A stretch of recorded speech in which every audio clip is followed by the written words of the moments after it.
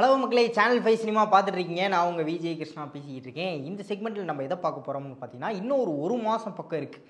எதுக்குன்னு கேட்டிங்கன்னா, டிசி அப்புறம் மார்வல், அது மட்டும் இல்லாமல் ஜுராசிக் வேர்ல்டோட இன்னொரு படங்கள் வந்து வர்றதுக்கு அடுத்த மாதம் வந்து ரிலீஸ் ஆக போகுது. இதில் என்னன்னா, நீங்கள் ஏன் தேட்டருக்கு வந்து பார்க்கணும் படத்தை? நானே வந்து டிவி ஸ்பாட்டில் ட்ரெய்லர்ஸ் அப்படின்னு சொல்லி முழு படத்தையும் ஓட்டிடுறேன் அப்படின்னு சொல்லி நினச்சிட்டாங்களா என்னன்னு தெரில. ஃபென்டாஸ்டிக் 4 சைட்லேருந்தும் ஜுராசிக் வேர்ல்டு அந்த நியூ பர்த் அந்த படம் சைட்லேருந்தும் அடுத்தடுத்து ட்ரெய்லர்ஸ் வந்து அனுப்பிக்கிட்டே இருக்குது. ட்ரெய்லர்ஸ் டிவி ஸ்பாட் அப்படின்னு சொல்லி பாதி படத்தை ஓட்டிட்டாங்க அப்படின்னு சொல்லி நினைக்கிறேன். முக்கியமான பல சீன்ஸ், முக்கியமான அந்த ட்விஸ்ட் அண்ட் டர்ன்ஸ், இந்த பிளாட்ஸ் எல்லாத்தையும் வந்து இதை டிவி ஸ்பாட்லேயே வந்து போட்டு உடச்சிட்டாங்க.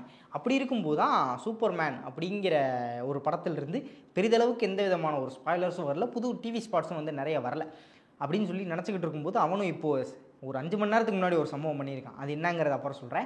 அதுக்கு முன்னாடி இங்கே முக்கியமான ஒரு ஆள் யாருன்னு பார்த்தீங்கன்னா, ஃபென்டாஸ்டிக் 4 ஃபர்ஸ்ட் ஸ்டெப்ஸ் அந்த படம் இருக்குது இல்லையா, அது கிட்டத்தட்ட இன்னும் ஒரு மாதம் பக்கம் கேப் இருக்குது இந்த படம் ரிலீஸ் ஆகிறதுக்கு.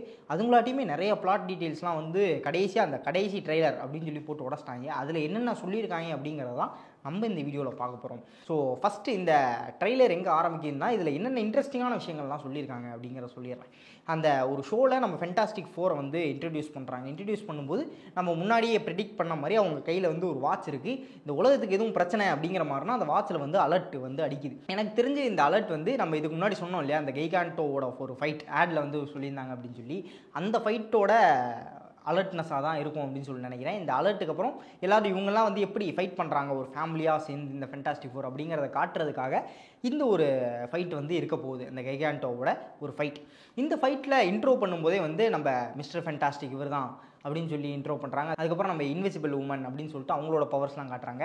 அதுக்கப்புறம் நம்ம ஹியூமன் டார்ச்சான ஜானியை காட்டும்போது பெண்கள்லாம் வந்து ஆரவாரம் பண்ணுறாங்க, ஐ லவ் யூ ஜானி அப்படிங்கிற மாதிரிலாம். காமிக்ஸ்லேயே வந்து இந்த பயவில் வந்து கொஞ்சம் ப்ளே பாய் தான். இதுலேயும் அந்த ஒரு ப்ளே பாய்னஸ் வந்து இந்த படத்தில் காமிப்பாங்க அப்படின்னு சொல்லிட்டு எதிர்பார்க்கப்படலாம். ஏன்னா இதுக்கு முன்னாடி வந்த 2 ஃபென்டாஸ்டிக் 4 படங்களில் இந்த ஒரு ப்ளே பாய் தன்மைங்கிறது ஜானிக்கு கொஞ்சம் கம்மியாக இருக்கும். என்னதான் ஒரு ஃபன்னாஸ்டி இருந்தாலும் பெண்கள் மத்தியில் வந்து அவரை அந்தளவுக்கான விஷயம் வந்து காட்டியிருக்க மாட்டாங்க. இந்த படத்தில் அவரோட அந்த ப்ளே பாய் தன்மையும் வந்து கொஞ்சம் அதிகமாக காட்டப்படலாம் அப்படின்னு சொல்லி எதிர்பார்க்கப்படுது. இதுக்கப்புறம் அப்படியே திங்குக்கிட்ட போனோம்னா அது டோட்டலாக வேறு ஒரு மாதிரி இருக்கும். இதுக்கு முன்னாடி படங்கள்லாம் திங் வந்து மக்கள் மூலயமா ஒரு என்ன சொல்கிறது, அவர் ஒரு மான்ஸ்டர் அப்படிங்கிற மாதிரி பயப்படுற மாதிரியும், இல்லை மக்கள்லாம் வந்து அவரை லைட்டாக வெறுக்கிற மாதிரியுமான ஒரு ஷேடு தான் வந்து அவருக்கு இருக்கும். ஆனால் இந்த படத்தை பொறுத்த வரைக்கும் எல்லோரும் ரேகிங் பண்ணுறாங்க. இந்த மனுஷனை போகும்போது வரும்போதெல்லாம் வாட் டைம் இஸ் இட் அப்படின்னு சொல்லிட்டு கேட்டு ரேகிங் பண்ணிகிட்டு இருக்காங்க.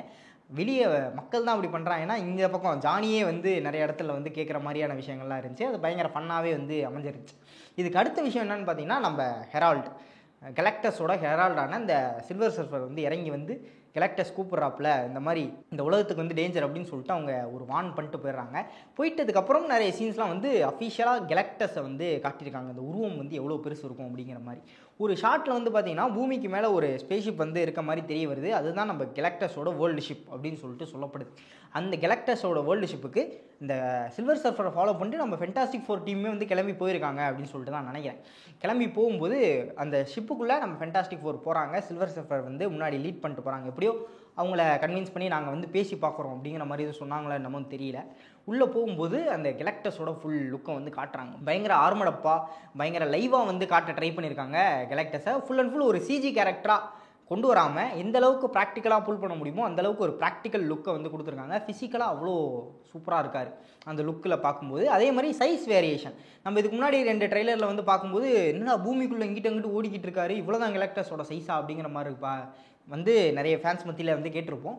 இந்த ட்ரெய்லரில் கரெக்டாக கன்வே பண்ணிட்டாங்க. நம்ம ஃபென்டாஸ்டிக் 4லாம் இவ்வளோ தான் இருக்காங்க அவர் முன்னாடி.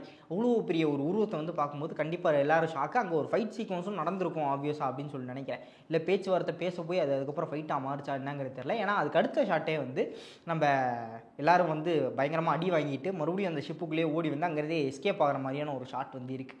அங்கே வந்து நம்ம மிஸ்டர் ஃபேண்டாஸ்டிக் வந்து சொல்கிறாரு, எப்படியாவது என்னை இங்கேருந்து காப்பாற்றி கூப்பிட்டு போயிரு அப்படின்னு சொல்லி திங்க் அந்த ராக்கெட்டை எடுத்துகிட்டு அப்படியே அங்கேருந்து கிளம்பிடுறாங்க. இதுக்கு அடுத்த சீன் தான் வந்து இந்த இங்கே மக்கள்கிட்ட ப்ரெஸ் எல்லாம் மீட் பண்ணி பேசுகிற மாதிரி ஒரு ஷாட் இருக்கும் இல்லையா, அந்த ஸ்பேஸ் ஷூட்டோட. இது வந்து இதுக்கு அப்புறம் தான் நினைக்கிறேன். நாங்கள் போய் ட்ரை பண்ணி பார்த்தோம். அது வரைக்கும் மக்களுக்குள்ளே வந்து ஒரு நம்பிக்கை வந்து இருந்திருக்கும். ஓகே, ஃபென்டாஸ்டிக் 4 இருக்காங்க, எவ்வளோ ஆபத்தாக இருந்தாலும் அவங்க லெஃப்ட் ஹேண்டில் டீல் பண்ணிடுவாங்க அப்படிங்கிற மாதிரி மக்கள்கிட்ட ஒரு நம்பிக்கை இருந்திருக்கும். இவங்க போய் அடி வாங்கிட்டு வந்ததுக்கப்புறம் தான் இந்த ப்ரெஸ் மீட். அங்கே என்ன நடந்துச்சு, என்ன பார்த்தீங்க அப்படின்னு கேட்கும்போது நம்ம எல்லாரும் சேஃபாக இருக்கோமா அப்படின்னு கேட்கும்போது மிஸ்டர் ஃபென்டாஸ்டிக் வந்து இல்லை எனக்கு தெரியல அப்படின்னு சொல்லும்போது மக்களுக்கிட்ட அந்த ஒரு நம்பிக்கைங்கிறது வந்து அங்கே போகுது. அதுக்கப்புறம் ஃபென்டாஸ்டிக் ஃபோர் எல்லாரையும் வந்து ஒரு ஹேட்டோட தான் வந்து பார்க்குறாங்க, இவங்களை நம்பி என்னத்துக்கு அப்படிங்கிற விஷயத்தையும் வந்து இந்த படத்தில் த்ரூ அவுட் சூப்பராக கன்வே பண்ணியிருக்காங்க. அது மட்டும் இல்லாமல் அந்த குழந்தையும் வந்து காட்டியிருக்காங்க. எஸ், அந்த ஃப்ராங்க்லின் ரிச்சஸ் அவரையும் வந்து காட்டியிருக்காங்க, அந்த குழந்தையும் காட்டியிருக்காங்க. குழந்தையை வந்து இந்த படத்தில் பிறக்க போகுதுங்கிறதையும் கன்ஃபார்ம் பண்ணி போட்டு உடச்சிட்டாங்க. அந்த குழந்தையை வச்சு தான் அந்த பிளாட்டே நவர போகுது அப்படிங்கிறதையும் வந்து இந்த ஒரு ட்ரெய்லர்லேயே போட்டு உடச்சிட்டாங்க. ஸோ அவரை வச்சு தான் இந்த படம் முழுக்க போகுது. அந்த ஒரு குழந்தை அம்மாக்கான அந்த ஒரு பாண்டு வந்து இந்த படத்தில் ஒரு முக்கியமான பிளாட்டாக வந்து இருக்க போகுது அப்படிங்கிறத வந்து நிறைய இடத்துல காட்டுறாங்க. அதுக்கப்புறம் பார்த்தீங்கன்னா ஃபேமிலியாக நம்ம ஒன்றா சேர்ந்து இதை வந்து இது பண்ணுவோம் அப்படிங்கிற மாதிரிலாம் வந்து நம்ம மிஸ்ஸஸ் ஃபென்டாஸ்டிக் வந்து சொல்கிற மாதிரியான காட்சிகள்லாம் வந்து அமைக்கப்பட்டிருக்கு. இதில் என்னென்னு பார்த்தீங்கன்னா அவங்க அங்கேருந்து வந்தாங்க இல்லையா, ஸோ ஆப்வியஸாக கேலக்டஸை ஏதோ ஒரு டைம் லூப்புக்குள்ளேயோ இல்லை வேறு எதுக்குள்ளேயோ சிக்க வச்சுட்டு தான் வந்திருக்காங்க அப்படின்னு சொல்லி நினைக்கிறேன். ஏன்னா இவங்களுக்கு கொஞ்சம் டைம் வந்து கிடச்சிருக்கு. இந்த பக்கம் ரீட் ரிச்சர்ஸ் இங்கே வந்ததுக்கப்புறம் அவர் சும்மாவே இல்லாமல் நிறைய மேத் கால்குலேஷன்ஸ்லாம் போட்டு பார்க்குறாரு. இவ்வளோ பெரிய ஆபத்து, இது ஏதாவது பண்ண முடியுமா அப்படிங்கிற மாதிரிலாம் சொல்லிட்டு இருக்காரு. டைம் இஸ் டிக்கிங் அப்படிங்கிற ஒரு டைலாகும் வந்து பேக்ரவுண்டில் வருது. ஸோ இவங்களுக்கு ஒரு டைம் வந்து கிடச்சிருக்கு. அந்த இவர் ஒரு டாக்டிக்கலாக ஒரு பிளான் வந்து போட்டிருக்காரு அப்படின்னு சொல்லிட்டு தான் நினைக்கிறேன். ஒரு ஸ்ட்ராட்டஜி போட்டு மேபி அவனை சின்னதாக்கி இங்கே வர வச்சு சண்டை போட்டு பார்ப்போம் அப்படிங்கிற மாதிரி ஏதோ ஒரு ஸ்ட்ராட்டஜி போட்டிருக்காரு. அது ஒர்க்கும் ஆகுது அப்படிங்கிற மாதிரி தான் தெரியுது. ஏன்னா நிறைய ஷார்ட்ஸ் வந்து ஓகே பிளான் சக்ஸஸ் அப்படிங்கிற மாதிரியான எக்ஸ்பிரஷன்ஸ்லாம் வந்து இவங்க நிறைய பேர் கொடுக்குறாங்க. இங்கே வர வச்சு அதே மாதிரி ஸ்ட்ரிங்க் பண்ணி கேலக்டஸை பூமிக்குள்ளேயே வந்து வர வச்சுருக்காங்க. நம்ம இதுக்கு முன்னாடி ட்ரெய்லர்ஸ்லாம் பார்த்துருந்தீங்கனாலே தெரிஞ்சிருக்கும். அவனுக்கு ஃப்ராங்க்லின் தானே தேவை, ஃப்ராங்க்லின் தேடி அவனை வர வைக்கலாம் அப்படிங்கிற மாதிரி ஒரு ஸ்ட்ராட்டஜியாக இருக்கலாம் மேபி. அது மட்டும் இல்லாமல் அவரை அழிக்கிறதுக்கோ இல்லை வந்து அவரை டிஃபெண்ட் பண்ணுறதுக்கோ ஒரு மிஷின் வந்து ரெடி பண்ணியிருக்காரு அப்படின்னு சொல்லிட்டு தான் நினைக்கலாம். ஏன்னா ஒரு ஷாட்டில் ஒரு ஐஃபில் டவர் சைஸுக்கு ஒரு பெரிய மிஷின் வந்து செட் பண்ணப்பட்டிருக்கு நம்ம பூமியில். அது மட்டும் இல்லாமல் பின்னாடி 2 பக்கமும் வந்து அதே மாதிரியான இன்னொரு க்ளோ வந்து நமக்கு தெரிய வருது. ஸோ இந்த ஒரு மிஷினை வந்து கேலக்டஸ் கிட்டேருந்து டிஃபெண்ட் பண்ணுறதுக்காக ஒரு மிஷினாக ரெடி பண்ணியிருக்கலாம். இதுவும் அந்த ஸ்ட்ராட்டஜியோட ஒரு பார்ட்டாக இருக்கலாம். அந்த ஒரு ஷீல்டு, பூமியை சுற்றி ஒரு ஷீல்டு, அந்த ஷீல்டை தாண்டி கேலக்டஸ் வரணும்னா ஷ்ரிங்க் ஆகி சின்னதாக தான் வரணும் அப்படிங்கிற மாதிரியான ஒரு ஸ்ட்ராட்டஜியை நம்ம மிஸ்டர் ஃபென்டாஸ்டிக் வந்து கிரியேட் பண்ணியிருக்கிறதுக்கான வாய்ப்புகள் இருக்குது. அதே மாதிரி ஷ்ரிங்க் ஆகி அவங்க உள்ளே வந்ததுக்கப்புறம் நடக்கக்கூடிய ஒரு சின்ன ஃபைட்டு தான். அதில் முக்கியமான ஒரு விஷயம் என்ன நான் பார்த்தேன் அப்படின்னா, நம்ம திங் இருக்கார் இல்லையா, திங்கை வந்து நம்ம ஹியூமன் டார்ச் தூக்கிட்டு வந்து அப்படியே ஒரு கேனன் போல்ட் மாதிரி அவரை யூஸ் பண்ணி எரியிற ஒரு ஷாட் வந்து அமைக்கப்பட்டிருக்கு. அதில் நம்ம திங்குக்கு தாடியும் முளைச்சிருக்கு. அந்த லுக்கு பார்க்குறதுக்கு கொஞ்சம் நல்லாவே இருக்குது. முழுக்கு அந்த மனுஷனை பார்த்துட்டு தாடியோடு பார்க்கும்போது இன்னும் கொஞ்சம் பல்காக வந்து தெரிகிறாரு. அந்த லுக் உண்மையே நல்லா இருந்துச்சு.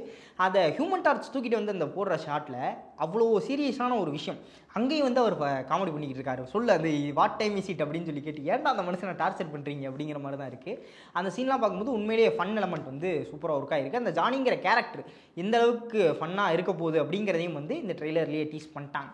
அதுக்கப்புறம் இந்த மாதிரி ஒரு ஷார்ட் சொன்னேன் இல்லையா, இதே மாதிரி ஒரு சம்பவம் காமிக்லேயே நடந்திருக்கு. என்னன்னு பார்த்தீங்கன்னா, மிஸ்டர் ஃபென்டாஸ்டிக் வந்து ஒரு எலாஸ்டிக் ஸ்லிங் ஷாட் மாதிரி நம்ம திங்கை வந்து இழுத்து கேலக்டஸ் மேலே அடிச்சிருப்பாப்பில் போய் அடித்து கேலக்டஸையும் வந்து நாக் டவுன் பண்ணியிருப்பாங்க. அதே கேலக்டஸ் சின்ன சைஸில் இருக்கும்போது தான் அதே மாதிரி ஒரு விஷயம் இதுலேயும் வந்து ரீக்ரியேட் ஆகிறதுக்கான வாய்ப்புகள் இருக்குது. ஆனால் மிஸ்டர் ஃபென்டாஸ்டிக் வச்சு இந்த விஷயம் நடக்குன்னா அது ரொம்பவே காமிக்கலாக இது நடக்குமாப்பா அப்படிங்கிற மாதிரி தோன்றதுக்கான வாய்ப்புகள் நிறையா இருக்கனால இதை வந்து ஹியூமன் டார்ச்சுக்கான ஒரு அடாப்டேஷன் பண்ணியிருக்காங்க அப்படின்னு சொல்லி நினைக்கிறேன். அவரோட ஸ்பீடை யூஸ் பண்ணி ஸ்கைலேருந்து திங்கை வந்து எரியிற மாதிரியான ஒரு ஷாட்டாக இது இருக்கலாம்.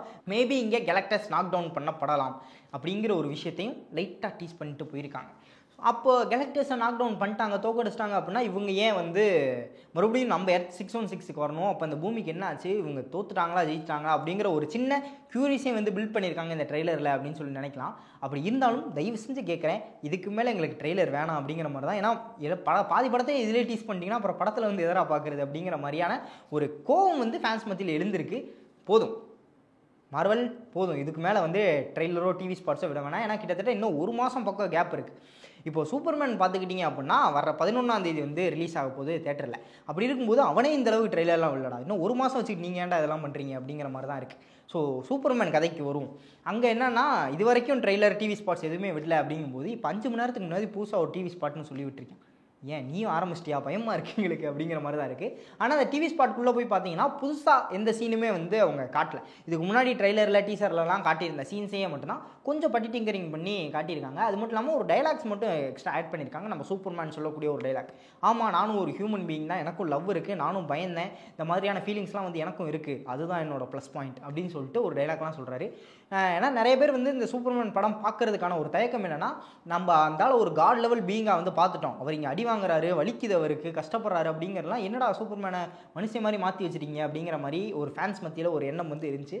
அதுக்கு ஒரு ரிப்ளை தர விதமாக தான் இந்த டைலாக் வந்து இப்போ டிவி ஸ்பாட்டில் விட்டுருப்பாங்க அப்படின்னு நினைக்கிறேன். நான் ஒரு ஹியூமன் லைக் பீயிங் தான், எனக்கும் பயம்லாம் இருக்குது, ஆனால் அதுதான் என்னோட ஸ்பெஷாலிட்டி அப்படின்னு சொல்கிற மாதிரி தான் இருக்குது. இது இந்த சூப்பர்மேனை மென்ஷன் பண்ணுற மாதிரி தான் இருக்குது. ஸோ இது ஒரு உண்மையான சூப்பரான டைலாக் தான் அப்படின்னு சொல்லி நினைக்கிறேன். தேட்டரில் படத்தில் இந்த டைலாக் வரும்போது உண்மையிலே சூப்பராக இருக்கும். ஆனாலும் டிவி ஸ்பாட்ஸ் இதுக்கு மேலே போதும், எதையும் டீஸ் பண்ணிடாதீங்க அப்படிங்கிற ஒரு பயம் வந்து இருந்துக்கிட்டே இருக்குது. ஸோ நீங்கள் என்ன நினைக்கிறீங்க இந்த டிவி ஸ்பாட்ஸ்லாம் பற்றி? நீங்கள் இதை பார்த்துருந்தீங்க அப்படின்னா உங்களோட ரியாக்ஷன் என்ன? இந்த 2 படத்தில் நீங்கள் எந்த படத்துக்கு வந்து ரொம்ப ஆவலோடு இருக்கீங்க அப்படிங்கிற உங்களுடைய தாட்ஸ் அண்ட் வியூஸை மறக்காம கீழே கமெண்ட் பண்ணிட்டு அந்த லைக் பட்டனை தட்டிடுங்க, நானும் பார்த்து தெரிஞ்சுக்கிறேன். ஸோ இன்னொரு ஆசமான வீடியோவில் உங்களை வந்து சந்திக்கும் வரை விடைபெற்றுக் கொள்வது நான் உங்கள் விஜய் கிருஷ்ணா. Signing off.